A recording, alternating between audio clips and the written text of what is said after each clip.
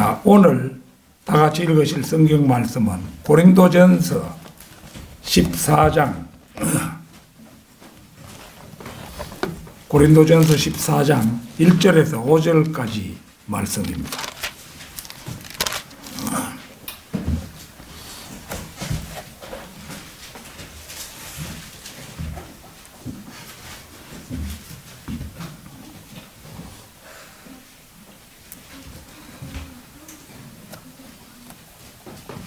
다 찾으신 줄 알고 받들어 읽겠습니다. 사랑을 추구하라. 영적인 은사들을 열망하되 특별히 예언을 할 수 있도록 하라.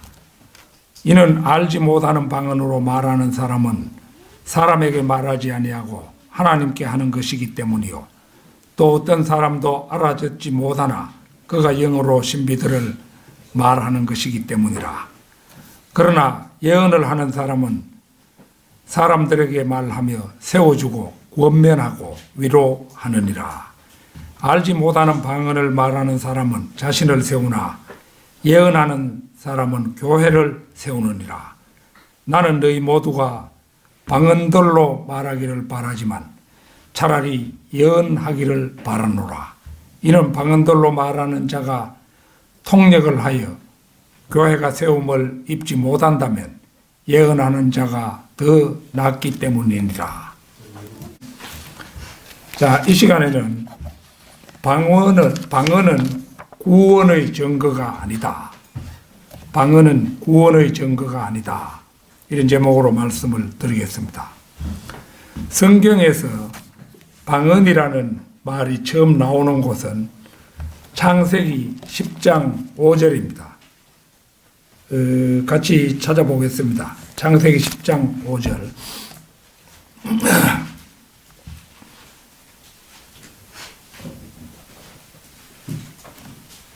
이건 내가 잘못 적은 모양이네요. 그냥 들으십시오. 맞습니다. 에? 맞아. 아, 맞네. 이들에 의하여 이방의 섬들이 그들의 영토에서 나뉘었으니 즉 각자 그 방언에 따라 그들의 족속에 따라 그들의 민족들에 따라 나뉘었더라.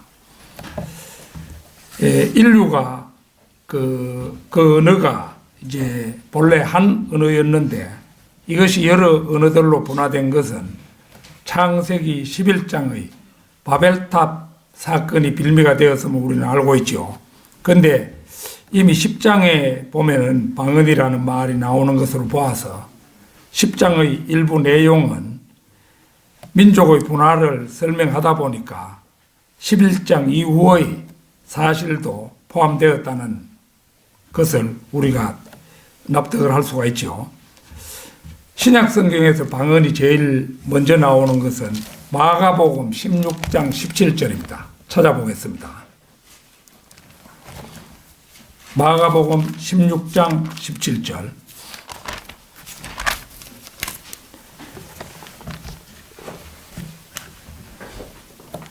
믿는 자들에게는 이러한 표적들이 따르리니 즉 내 이름으로 그들이 마귀들을 쫓아내고 또 새 방언들로 말하리라.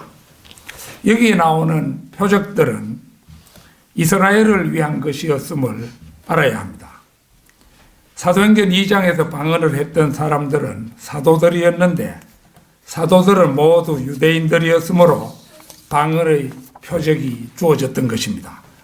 그러나 사도행전 이후에는 사도들과 함께 그 표적들도 사라집니다.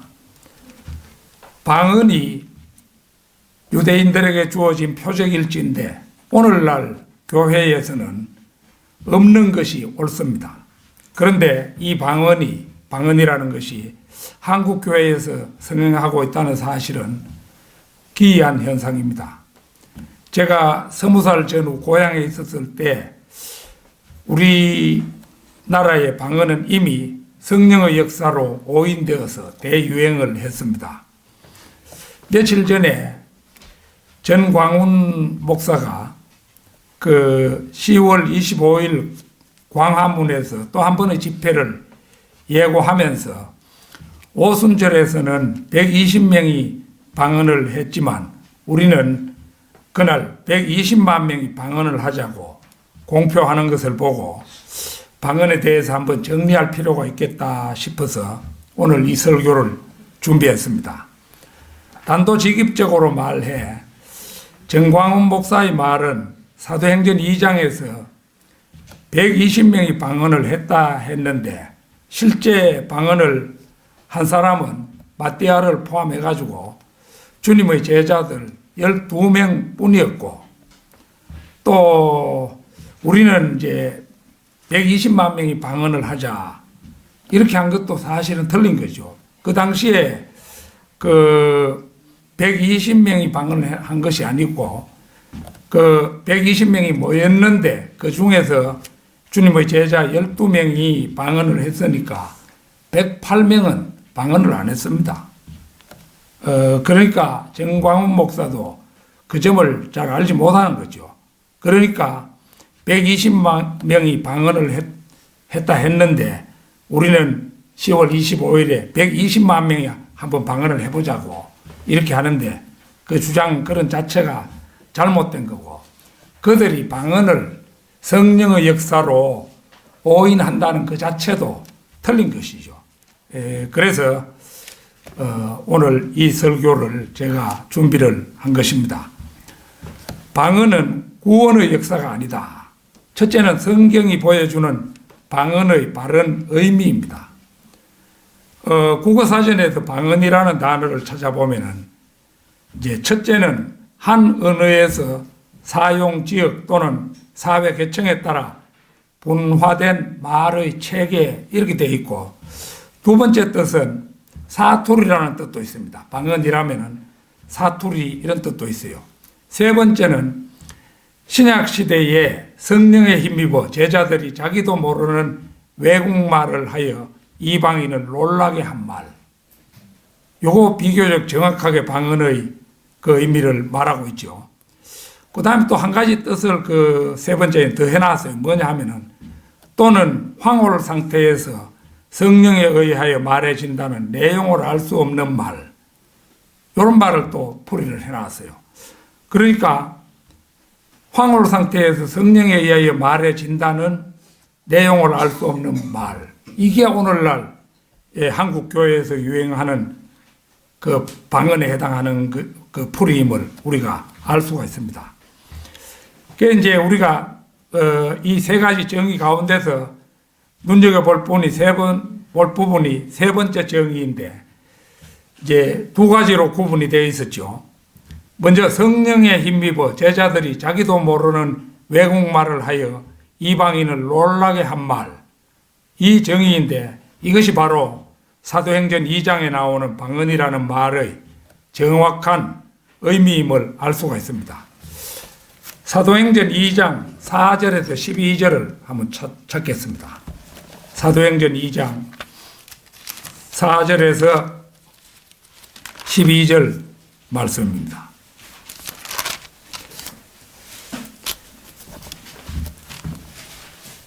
그들 모두가 성령으로 충만하여 성령께서 그들에게 발설하게 하신 대로 다른 방언들로 말하기 시작하더라. 당시 예루살렘에는 신앙심이 깊은 유대인들이 천하 각국으로부터 와서 머물고 있었는데 그때 이 소문이 퍼지자 무리가 함께 모여 혼란이 생겼으니 이는 각 사람이 자기 나라 말로 그들이 말하는 것을 들었기 때문이라. 그러자 그들이 모두 놀라고 이상히 여겨 서로 말하기를 보라, 말하고 있는 이 사람들은 모두 갈릴리 사람이 아니냐.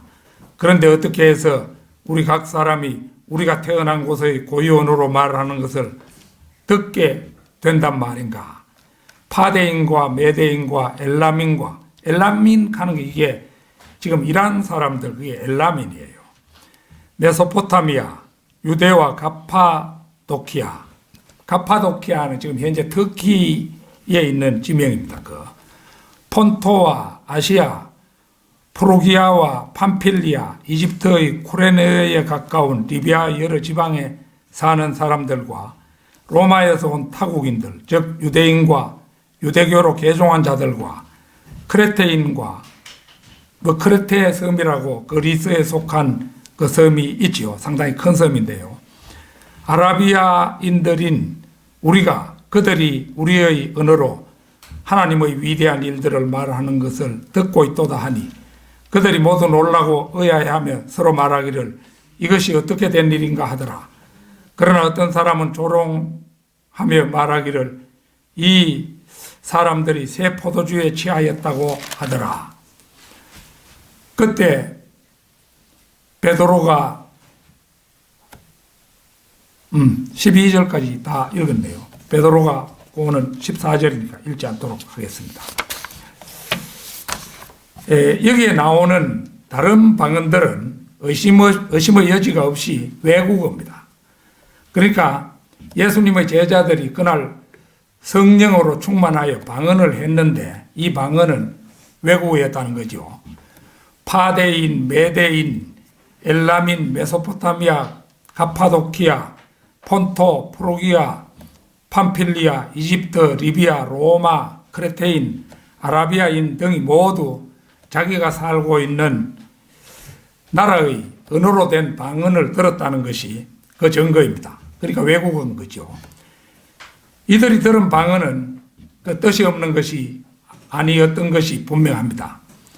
방언에 관한 또 하나의 정의는 황홀 상태에서 성령에 의하여 말해진다는 내용을 알 수 없는 말인데 이것이야말로 오늘날 은사주의 교회를 비롯해서 개신교회에서 성령의 역사로 오해하고 있는 내용을 알 수 없는 방언이라는 사실이 확인이 되죠. 사도행전 2장이 말씀하고 있는 방언은 의미 있는 외국어라는 사실을 밝혔다는 점에서 우리는 뜻을 알 수 없는 방언은 성령이 아닌 어떤 영, 곧 사탄의 영이 주는 방언임을 알게 됩니다. 하나님을 믿는다고 하면서 사탄의 영이 주는 방언을 주절되고 있다면 얼마나 지독한 미혹입니까? 방언은 구원의 증거가 아니다. 둘째는 고린도전서 14장 전편을 통해서 보여주는 방언에 대한 부정적인 견해입니다. 본문 말씀 5절을 포함해서 11절까지를 한번 사도행전 14장 5절부터 11절까지 한번 보겠습니다. 나는 너희 모두가 방언들로 말하기를 바라지만 차라리 예언하기를 바라노라. 이는 방언들로 말하는 자가 통역을 하여 교회가 세움을 입지 못한다면 예언하는 자가 더 낫기 때문이니라. 그러므로 형제들아, 만일 내가 너희에게 가서 방언들로만 말하고 계시로나 지식으로나 예언으로나 교리로 말하지 아니한다면 너희에게 무슨 유익을 주겠느냐. 필이나 하퍼같이 생명이 없는 것들일지라도 소리를 낼 때 그 소리를 구별하지 아니하면 피리를 부는 것인지 하퍼를 타는 것인지 어떻게 알 수 있으리요. 뿐만 아니라 만일 나팔이 불확실한 소리를 내면 누가 전쟁 준비를 하겠느냐. 너희도 마찬가지라. 만일 너희가 방언으로 쉽게 알아들을 수 없는 말을 한다면 무슨 말을 하는지 어떻게 알 수 있겠느냐. 이는 너희가 허공에다 말하고 있는 것이라. 세상에 수많은 종류의 말이 있을지라도 뜻없는 말은 하나도 없으니 그러므로 내가 그 말의 뜻을 알지 못하면 말하는 그 사람에게 나는 야만인이 되고 말하는 그 사람도 나에게 야만인이 되리라. 이 일련의 대목을 보면 방언을 긍정적으로 보는 대목은 전혀 없습니다. 이 바울은 진정한 방언을 할 줄 알았습니다. 그는 히브리어뿐만 아니라 라틴어, 헬라어 말고도 5, 6개의 방언을 할 줄 알았다고 전해집니다. 그는 추정이긴 하지만 스페인에도 가고 영국에도 갔었다고 알려지고 있죠. 그렇다면은 스페인에 가서는 스페인어를 했을 것이고 영국에 가서는 영어를 했을 것이라는 것을 우리가 추정해 볼 수 있죠. 그러나 그는 한 번도 여러 나라를 다니며 그곳의 주민들이 알아듣지 못하도록 외국어를 찌꺼리지는 않았다는 것입니다. 그리스에 가면 헬라 말만 하고 또 로마에 가면 라틴어를 말했을 뿐입니다. 그래서 그는 자신의 외국어 실력을 결코 자랑한 적이 없습니다. 말은 다른 사람이 알아들으라고 하는 것이죠. 다른 사람이 알아듣지도 못하고 무슨 뜻인지 구별도 못할 말은 아무리 시끄러도 아무 소용이 없기 때문입니다. 뿐만 아니라 만일 나팔이 불확실한 소리를 내면 누가 전쟁 준비를 하겠느냐. 적의 공격을 알리는 나팔 소리나 진군 나팔 소리가 불분명하게 들려온다면 전쟁의 승패는 결과가 뻔합니다. 어떤 병사는 자신이 듣는 나팔 소리를 진원 나팔 소리인 줄 알고 묵념을 하는가 하면 또 어떤 병사는 행군 나팔 소리인 줄 알고 행군을 할 것이니까 이런 상태로는 그 군대는 오합지졸이 되고 마는 것입니다. 군대는 모든 지시사항이 구령으로 이루어집니다. 구령 소리가 옳게 들리지 않으면 대오는 흐트러지고 맙니다. 어떤 병사는 그대로 서 있고 어떤 병사는 뒤로 돌아간다면 일사불란해야 할 군대가 혼란에 빠지지 않겠습니까? 방언 기도는 집단적으로 하는 경우가 많습니다. 제가 20살 안팎기도 무렵 우리 고향 교회에서 저녁마다 방언 기도가 대유행이었어요.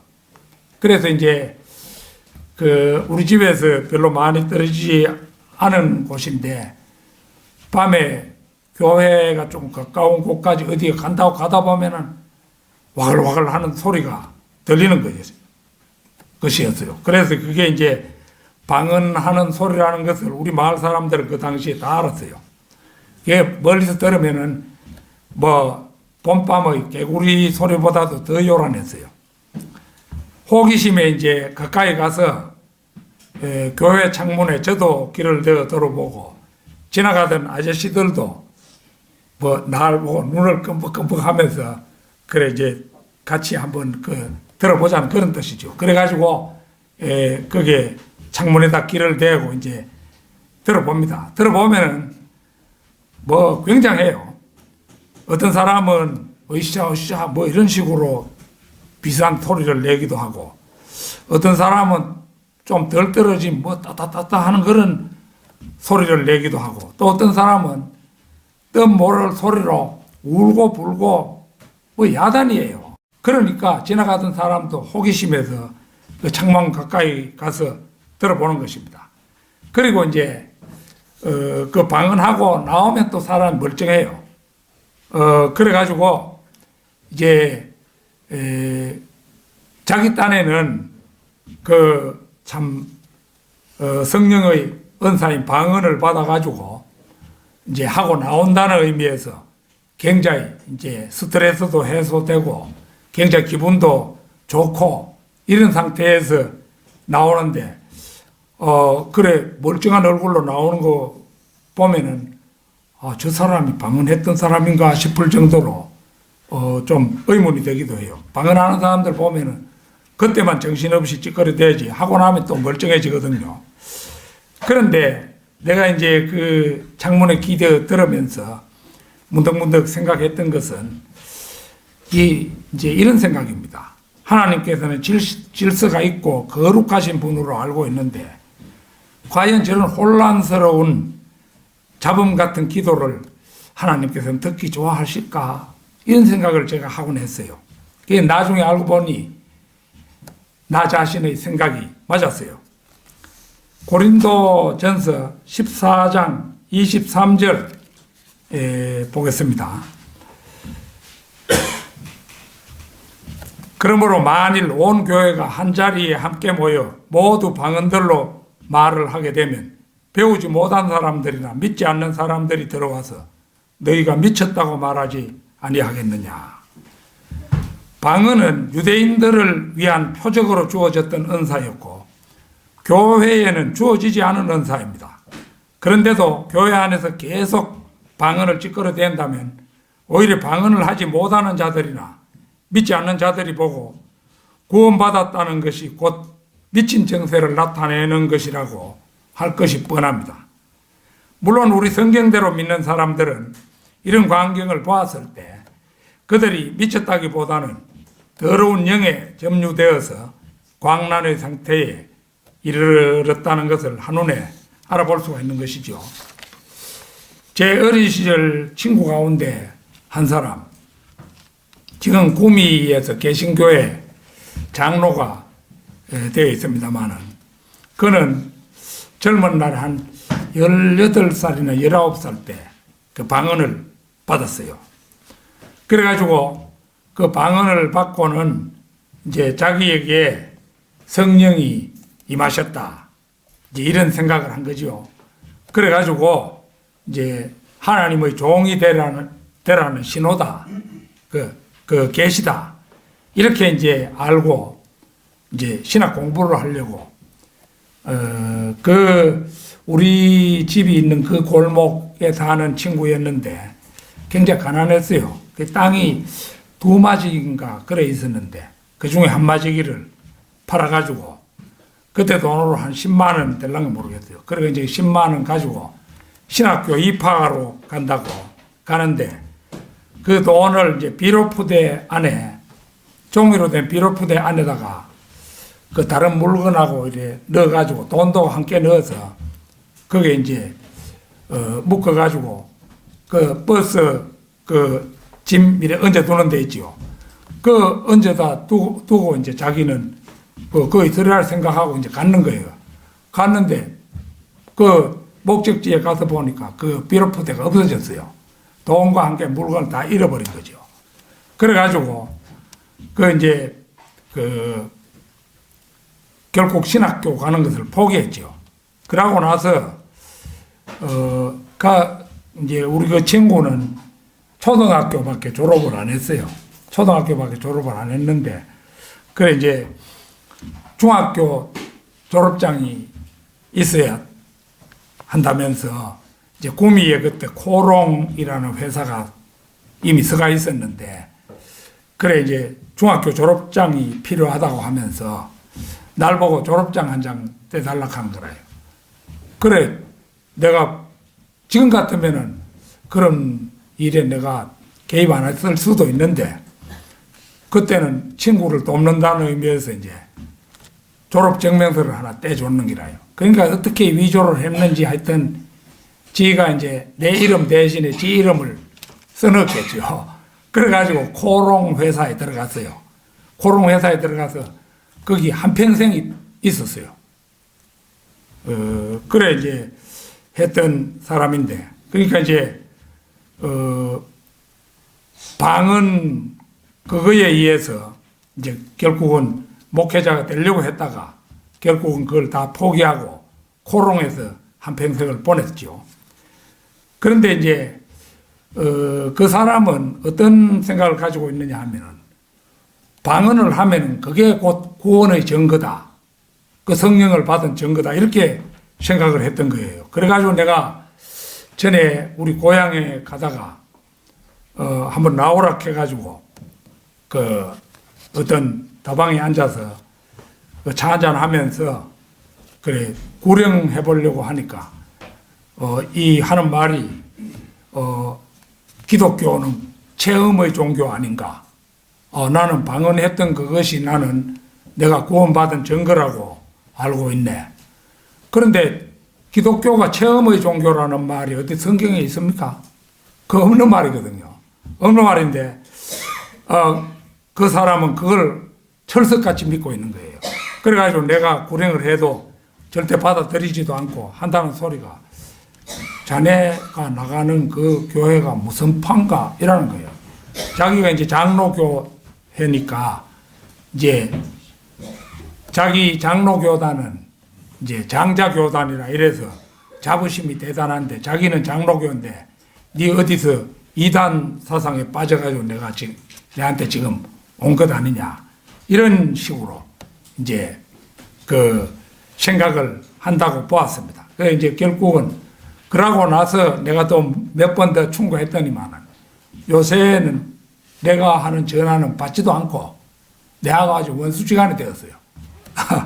그래 됐는데 그 참 방언을 성령의 역사로 알고 방언을 하면 구원받은 증거다.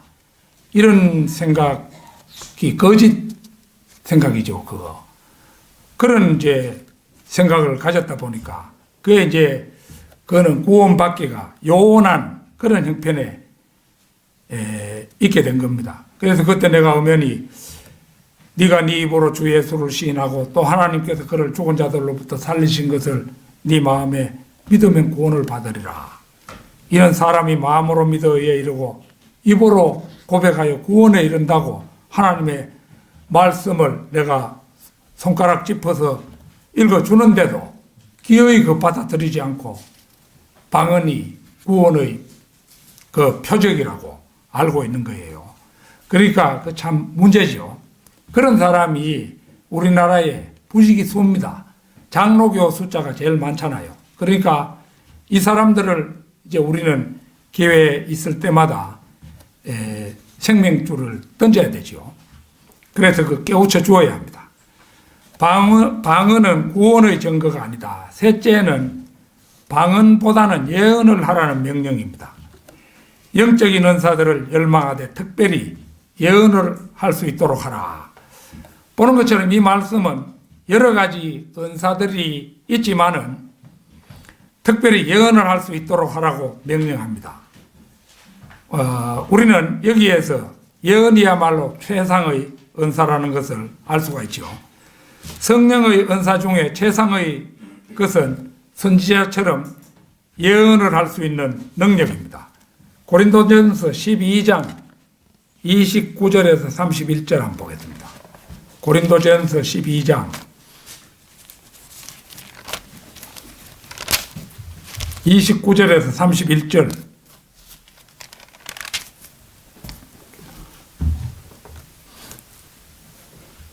다 사도들이겠느냐? 다 선지자들이겠느냐? 다 교사들이겠느냐? 다 기적들을 행하는 자들이겠느냐? 다 병 고치는 은사들을 가졌겠느냐? 다 방언들을 말하겠느냐? 다 통역하겠느냐? 오히려 너희는 최상의 은사들을 열망하라. 이제 내가 너희에게 더 좋은 길을 보여주리라. 보는 것처럼 성령의 은사 가운데 최상의 것은 사도가 되는 것입니다. 그러나 사도 시대는 이미 지나갔지요.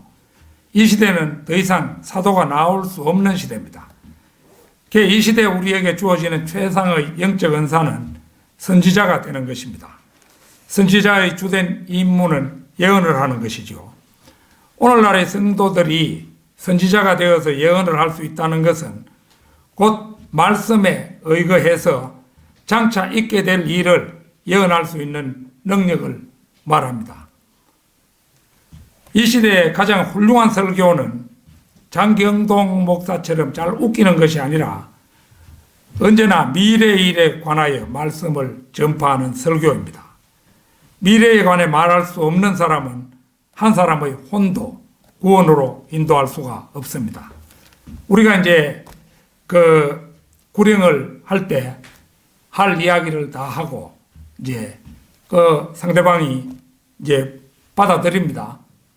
다 받아들여 예수님을 영접하면은 이제 당신은 이제 지옥에 가지 않고 하늘나라에 갈 수 있는 자격이 주어졌습니다. 이게 바로 예언이죠. 그게 구원받은 사람은 지옥에 가지 않고 하늘나라 간다는 게 그게 바로 성경적 예언이잖아요. 그 예언이라면은 막연히 어떤 미래에 일어날 일을 지 마음대로 얘기하는 것이 아니고 성경 말씀에 입각해서 상대방에게 앞으로 있을 일을 전해주는 것, 그게 바로 예언입니다.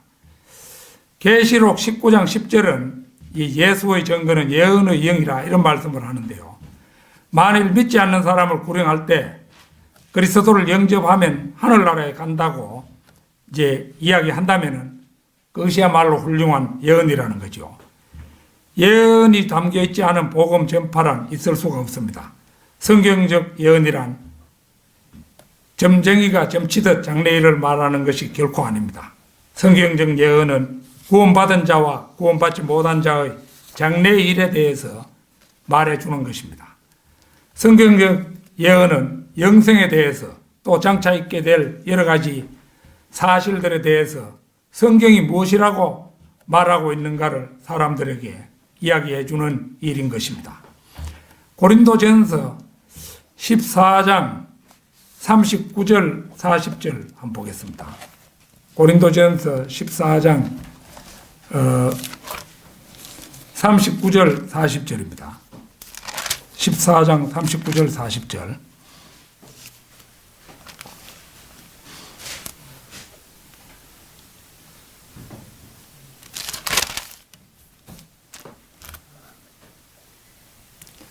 그러므로 형제들아 예언하기를 열망하고 방언들로 말하는 것을 금하지 말라.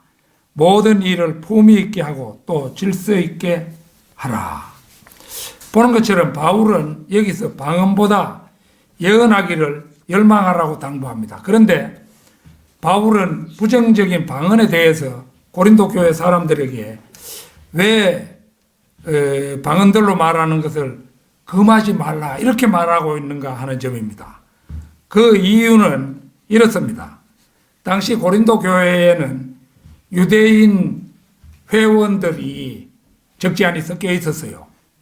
그들은 여전히 표적이 필요한 사람들이었고 따라서 방언을 전면 금지하는 것은 오히려 분열을 야기할 수도 있었던 것입니다. 그래서 바울은 방언을 금하지는 말되 정해진 규칙에 따라 적절히 하도록 하라고 권면한 것입니다. 가장 중요한 것은 그리스도인으로서의 품위와 교회의 질서를 유지하는 것이었으므로 그는 모든 일을 품위 있게 하고 또 질서 있게 하라고 명령하고 있는 것입니다. 품위 있고 질서 있는 교회가 아니라면 그것은 결코 성경적인 교회가 아닙니다. 그리스도인들이 품위 있고 질서 있게 행동하지 않는다면 그는 물론 성경적인 그리스도인도 아닌 것입니다.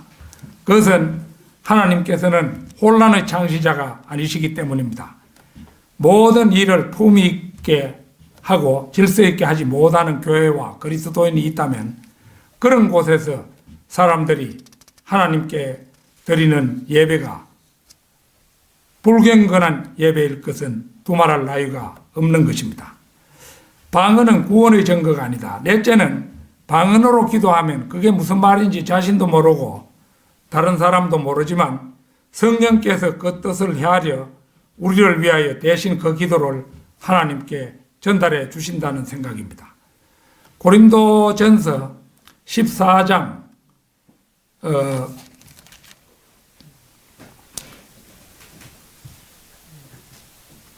고린도전서 14장 14절에서 16절 보겠습니다. 만일 내가 알지 못하는 방언으로 기도하면 내 영은 기도하는 것이지만 나의 지각은 열매를 맺지 못하리라. 그러면 어찌하리요? 내가 영어로 기도하겠고 지각으로도 기도하겠으며 내가 영어로 찬양하겠고 지각으로도 찬양하리라. 그렇지 않고 만일 네가 영어로 축복하면 네가 말하는 것을 깨닫지 못한 채 자리에 앉아있는 그 사람은 네가 무슨 말 하는지 이해하지 못하는데 어떻게 너의 감사에 아멘 할 수 있으리요? 내 영은 말 그대로 나의 영이지 성령이 아닙니다. 그러나 은사주의자들은 내 영이 기도하기 때문에 상관이 없다고 못 알아듣는 방언으로 거침없이 기도를 합니다. 나의 지각은 열매를 맺지 못하리라고 하는데도 아랑곳하지 않습니다. 남들이 이해하지 못하고 아멘하지 못해도 물론 상관하지 않습니다. 오히려 그들은 아리송한 성경 구절을 끌어와서 아전 인수격으로 해석하기를 주저하지 않습니다. 로마서 8장 26절 한번 찾겠습니다. 로마서 8장 26절.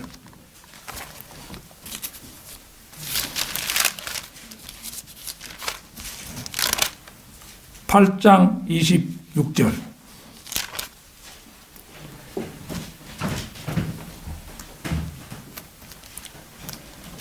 이와 같이 성령께서도 우리의 연약함을 도우시나니 이는 우리가 마땅히 기도해야 할 것을 알지 못하나 성령께서 친히 말할 수 없는 신음으로 우리를 위하여 중보하시기 때문이라. 이 구절은 연약한 우리가 신음할 때 성령께서 우리의 신음까지도 중보하시고 우리를 대신해서 기도해 주신다는 의미입니다.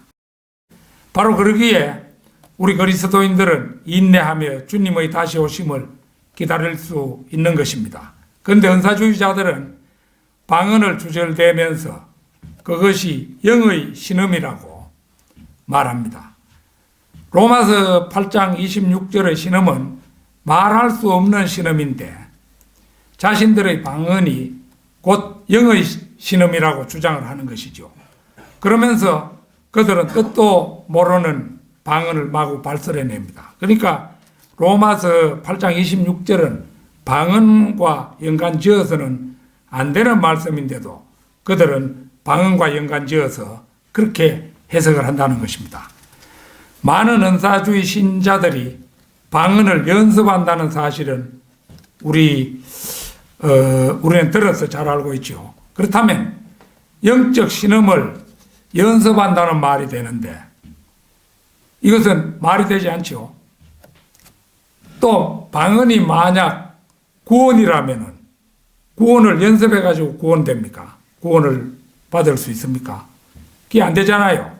그런 의미에서 은사주의자들은 성령의 도우심을 받을 필요도 없이 자기네들이 알아서 척척 방언으로 발설해 내므로 성령님의 중보는 애당초부터 필요 없는 사람들이 되는 것입니다. 자, 로마서 8장 26절 다시 그 한 부분을 보면요. 이는 우리가 마땅히 기도해야 할 것을 알지 못하나 성령께서 친히 말할 수 없는 신음으로 우리를 위하여 중보하시기 때문이라. 여기서 말하는 중보는 말 그대로 친히 말할 수 없는 신음으로 우리를 위하시는 성령님의 중보이지 마귀가 넣어준 가짜 방언일 수는 없는 것입니다. 결론적으로 방언은 유대인에게 준 표적이지 교회에게 준 표적이 아닙니다.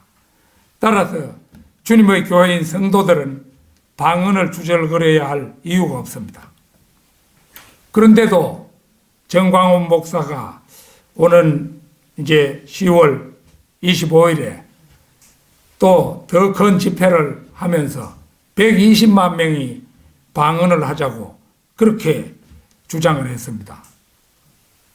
그 하지 말아야 할 방언을 120만 명이 집단적으로 하자는 것은 집단적 미혹에 걸리자는 것과 다름이 없는 말이죠.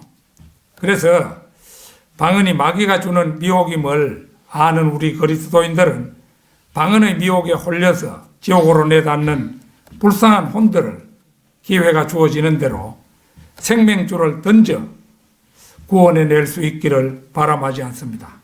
다 같이 기도드리겠습니다.